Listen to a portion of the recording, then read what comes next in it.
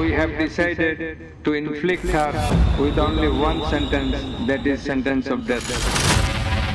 It is very unfortunate lawyer নাই কিছু নাই তো ওনাকে না শুনে রায় দিয়ে দিল। এই রায় কার্যকর করাই হচ্ছে আমাদের সকল শহীদ পরিবার জনগণের একটা আশা আকাঙ্ক্ষা। It is hereby ordered that accused Sheikh Hasina be found guilty. We have decided to inflict her with only one sentence, that is sentence of death. বাংলাদেশের প্রাক্তন প্রধানমন্ত্রী শেখ হাসিনার মৃত্যুদণ্ড ঘোষণা হল। অবাক কাণ্ড, একই কাণ্ড।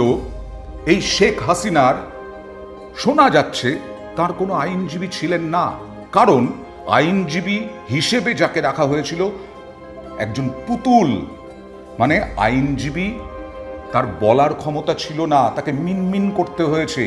It is hereby ordered that accused Sheikh Hasina be found guilty. খুব স্বাভাবিক, কোন আইনজীবীর এত সাহস রয়েছে যে শেখ হাসিনার পক্ষে একেবারে আইনি লড়াই করবেন, যুক্তির জাল বিছিয়ে দেবেন। এক পক্ষ একতরফা 1 বছরের মধ্যে মৃত্যুদণ্ড ঘোষণা হয়ে গেল, যা আমাদের দেশে গণতন্ত্র, আইন এই সব নিয়ে অনেকটা দীর্ঘসূত্রিতা হয়।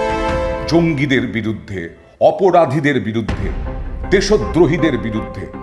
কিন্তু বাংলাদেশের প্রাক্তন প্রধানমন্ত্রী তো আর জঙ্গি নন যে তাকে শাস্তি দেওয়ার জন্য অত্যন্ত দ্রুত গতিতে এগোতে হবে। হ্যাঁ, তার কারণ হচ্ছে ইউনূস চান বা জামাতরা চায় শেখ হাসিনার কোনো কিছু আর রাখা হবে না।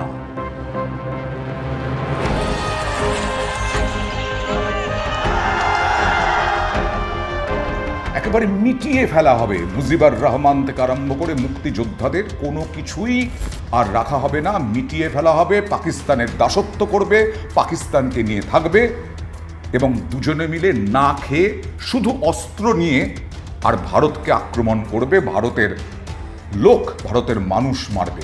এটাই হচ্ছে তাদের লক্ষ্য।